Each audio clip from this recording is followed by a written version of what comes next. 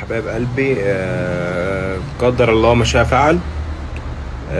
في حاجات كتير قوي حصلت الفترة الأخيرة، منها إن أنا ممكن نأجل الفرح شوية. والله العظيم والله العظيم ده مش ترند، ولا أنا بتكلم كلام في الهوا ولا أي حاجة.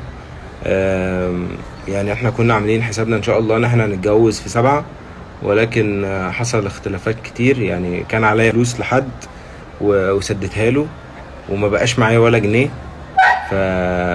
فالحمد لله. وطبعا انا بقول لكم عشان انتوا اخواتي وحبايبي، ويعني وطلع فضفض معاكم. ف... فالحمد لله. وان شاء الله ان شاء الله ربنا يعوضني خير ويروق بالي. وعايزكم تدعوا لنا دعوة حلوة ان ربنا يسهل لنا الحال، يعني ان شاء الله. السكر بتاعه هو اللي مهون عليا يعني. انا ومريم معاكم لمدة ساعة. ساعة؟ ما تجيب لي الفلتر الحلو ده عشان انا بقالي ساعة بدور على فلتر. انت زي السكر من غير فرد. بابا ده مش بهزر بجد. ربنا يخليك ليا. خليك ليا يا كتكوت. بعتوا لنا لو في اي اسئله واحنا هنرد على كل حاجه بكل صراحه. هو احنا كنا جايين من دهب، يعني احنا لسه ما روحناش لحد دلوقتي. مريم جاي لها جيفت في راس البر ولازم تستلمه، لان احنا اتاخرنا جدا جدا جدا علشان هي تستلمه، وهي اللي اخرتنا. فلحد دلوقتي لسه ما روحناش عشان نستلم الجيفت الاول من راس البر، وبعد كده هنروح. من ساعه ما جينا اصلا رودينا ماتت جوه، نامت، واحنا قاعدين مستنيين الشخص اللي هيجيب لها الجيفت، وهناخده ونمشي على طول يعني. لان انا فعلا مش قادر، عايز انام جدا جدا جدا. راح قلبي. احنا كنا في دهب، ده اول حاجه. تاني حاجه زي ما قلت لكم في الستوري فاتت، مريم المفروض هتستلم جيفت، ولكن عشان هي اتاخرت فاضطرينا احنا نيجي للشخص اللي بعت لها الجيفت تقديرا ليه، عشان مريم اللي غلطت وما عرفتش تستلمه. فهو استرده تاني، وقلت له انا هاجي اخده منك. فاحنا لسه ما روحناش البيت. احنا اتحركنا الساعه 8 الصبح تقريبا، ووصلنا هنا على الساعه 6 يعني. اتحركنا من دهب ووصلنا راس البر على الساعه 6 7 كده. ف دي غلطتك، ها؟ المفروض نروح.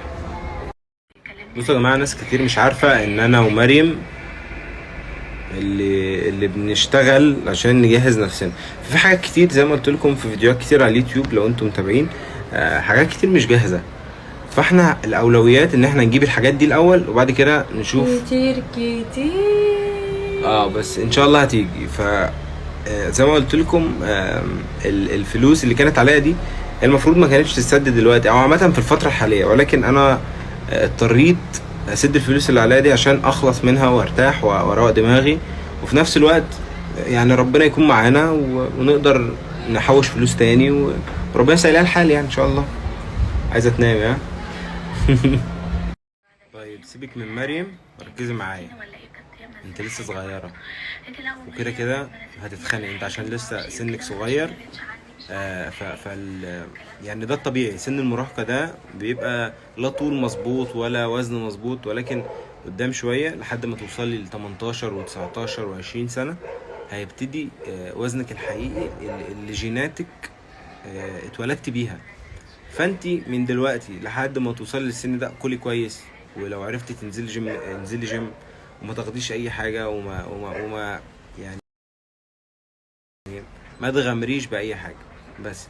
ولكن لو على الأعشاب فالأعشاب هتساعدك جدا جدا جدا، ولكن انت لسه أصلا سنك صغير. يعني ليه تاخدي حاجة من دلوقتي وانت مش محتاجاها؟ يعني عيشي سنك برفعك بتخنك، وكده كده هتظبطي. انت عارفة انت لو تخينة اقول لك يعني لا هتخسي، تاخدي حاجة، تاخدي مثلا بالأعشاب والحاجات دي. لما انت لسه صغير. مريم كانت هتخلص في نص 7، فاحنا هنتجوز مثلا 20/7 او 25/7 في 7 برضه. في مشكلة. احنا كنا لسه في دهب يا جماعة، وهم اتحركوا قبل ما احنا نيجي. فقشطة يعني، ممكن نروح لهم اصلا عادي. مين بيقول لك ليه ما رحتوش شرم مع اصحابكم؟ احنا كنا في الطريق وهما في الطريق ماشيين كده. انما هم حبايبنا عادي يا جماعة، في ايه؟ والله احنا ما زعلانين من بعض، والله ممكن نختلف مع بعض، ممكن يبقى في بينا سوء تفاهم، بس لا انا بحبهم جدا. يعني قاطي وعماد وميرا ومحمود ونهاد. الناس دي انا بحترمها جدا وبقدرها جدا، والناس دي على راسي من فوق. اخواتي اللي عندها امتحانات، مين عنده امتحانات ثانوية ولسه طالب في المدرسة واروح اوصله واستنى اما يخلص ربنا يستر وتحلي؟ هتجيب لي سندوتشات؟ اجيب لك زمزمية يا روح. ايوه والله عشان بعطش والله بلاش. انا اول مرة شفت مريم فيها كان يوم 5/9/2022. كان تقريبا الايد اللي داخله عليا كانت مريم طبعا لسه بشعرها وكانت لابسه تيشيرت ابيض على القمر وبنطلون جينز تقريبا نفس ده كده او افتح منه شويه. لا كان فاتح بس كان وكان اللي هو الشار الستون ده من تحت، اللي هو الواسع من تحت. وقامت عاملاه ازاي؟ ايه ده؟ انت اشرف؟ لا وكان معاه واحد صاحبه. يا جماعه انتوا عملتوه ازاي؟ ما بحبش اركب ورا فدخلت عملتوه ازاي؟ هو كان في واحد صاحبي يا جماعه قاعد جنبي ده. فانا كنت رايح العب بالعربيه، فقامت قايله له معلش انزل بس كده، انزل كده. انا ما قلتلوش معلش، انا قلت له معلش كده. ويعني الراجل نازل مصدوم واشرف قابي. بصوا الاستريك الجاي احكي لكم قصه حلوه قوي. بصوا يا جماعه استحملوا صوت الكلب اللي جنبي ده. المهم القصه ايه بقى؟ ان انا اول مره تقريبا كلمت مريم فيها والمفروض كنا هننزل. هي اصلا كانت عايزه تنفض لي ده مبدئيا. تاني حاجه وكانت واحده صاحبتي هتلاقيها تشوف الستوري دي كانت بتقول لي ايه انزل، وانا اقول لها يا ستي مش عايزه انزل. كنت بحب اصحابي قوي وكنت قاعده معاهم، فهو هي قاعده في الكافيه مع اصحابها فهي كانت عايزه تنفض لي. ففي واحده صاحبتها من اللي قاعدين معاهم قالت لها بقول لك ايه، تخيل كانت هنزل له انا. تخيل كانت نزلت تخيل. تخيلوا يا جماعه كانت صاحبتها دي نزلت فعلا وكانت قابلتني هي. انت اصلا كنتش عايزه تقابليني ليه؟ كنت قاعده مع اصحابي. قاعده مع اصحابي يعني مش عايزه تبوظي القعده الرايقه بتاعتكم. كنا قاعدين بنضحك وجيت ونهزر خدتك منهم وناكل خالص، خدتك منهم تقريبا يا جماعه اصحابها دول ما بقتش تكلموا ولا تعرفهم اساسا. هاي عشان هو الهاني. هي مش الفكره فين، يعني هي الفكره في السفر نفسها. انا فعلا بتمنى ده، يعني اخد البت دي وامي ونطير نسافر في اي حته بجد، يعني دي حاجه انا بتمناها. بصوا يا جماعه انا مواصفات احلامي والله العظيم مش عارف انتوا هتصدقوني ولا لا، بس هي كانت البت دي بكل حاجه فيها. الله يا جماعه الله. لا استني انا مش بهزر ولا بقول كلام كده، بس بجد قبل ما اعرفها انا تمنيتها. حتى كان في واحد صاحبي كنت قاعد معاه سألني نفس السؤال ده، قلت له بص انا بتمناها تكون كذا وكذا وكذا. وبعدها بكام شهر والله العظيم اتعرفت على مريم. كأن ربنا زرع فيا الحاجات اللي انا بتمناها عشان هيرزقني بيها فعلا.